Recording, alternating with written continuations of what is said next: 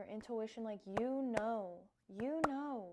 are so beautiful. Your body is so intelligent and so beautiful. It's always telling you things. Like if you eat something and you feel like your stomach is upset after, or let's say you just start coughing because you just don't know why, your body is speaking to you. Your intuition is always communicating with you. Always, always, always. So listen to your intuition. This is just an invitation to listen. And, you know, an invitation for you looking in relationships. Like, don't settle for less than what you deserve. You know, you deserve to be happy, and you deserve to have, like, I guess not all relationships are like a walk in the park. You know, I definitely, me and my sister, we go through periods of darkness and separation, and then through togetherness. But the core values, like, don't overlook, you know, if you have a set of core values, like, find out what that is, and then don't overlook that. Like, you know, listen to your intuition, listen to the red flags, and trust yourself. Trust yourself in everything that you're doing. You know, if you have this idea, like, I was like using some like different salts and whatnot like a few years ago, and every time I picked up this salt, I was like, just this little voice, and you can call me paranoid or say whatever. There's plastic in there. There's plastic in there. I just kept hearing this, and, like, you know, you can't ignore it. Like, and the same thing with like deodorants and toothpaste that I was using. I would go to pick up my deodorant. There's aluminum in there. There's chemicals in there. You're putting that on your skin. You're putting them on your lymph node right there. You're brushing your teeth with fluoride. This is blocking your mitochondrial functioning. It's blocking your clarity and your dream state, and it's messing up your hormones. So how long will you continue to ignore these red flags? Your body is so intelligent. You are so beautiful. I cannot get over it. So yeah, so this was just a little drop in on that. A little of how do you feel after part 2. How do you feel? You know, how do you feel when you watch this video? Do you feel inspired to go make a change in your life?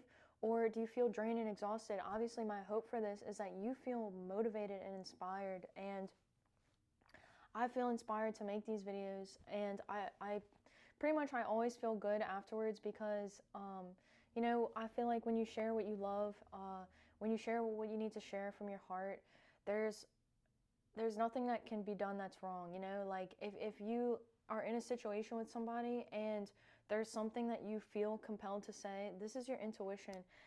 Even if you know that they're not going to receive it, they're not going to, you know, they might push you further away. But if you are coming from a grounded place and space in your heart, that might be what that person, you might be a messenger sent to give them that message if it's from a place of love. And people know, you know, they feel you before they see you. People know where you're coming from. If you have good intentions, if you're coming from a place in the heart space, like, they just know that. And it's important that you know that. Important that you know who you are. You know, it doesn't matter how people perceive you. People are always going to misunderstand you or, you know, make assumptions about you. That's just how the world goes, you know. But all that matters is that you know yourself and where your intentions are coming from, and you just keep planting those seeds of love and keep listening to your intuition. Listen and sharpen your discernment.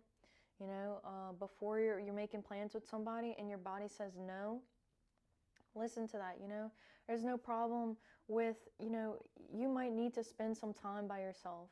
You might need to be in a space where you can relax your nervous system, and you don't need to feel bad about saying no, and you don't need to feel like you're missing out, because you're not missing out. Whatever experience you're having right here in this moment, this is the experience that you're having. This is a beautiful time period. If you're here with me, thank you for being here.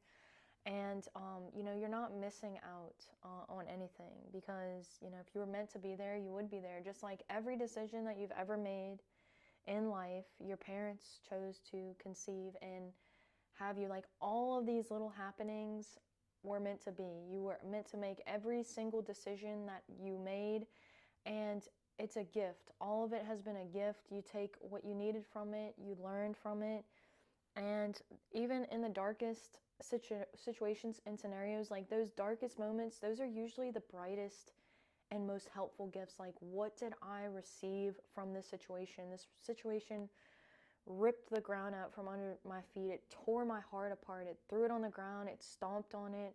But what did it give to me, you know? And that's why I talked about that book, Man's Search for Meaning.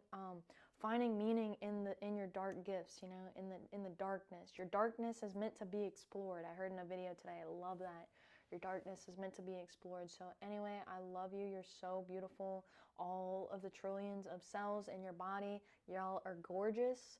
Speak to yourself kindly like you would a dog or a plant, because your body and your health, everything, your cells, everything, your hormones, it's listening to every word that you say. So be nice to yourself because you deserve it. Anyway, you can like, share, and subscribe. As always, share it with your family and your friends. Anyway, next time, good luck.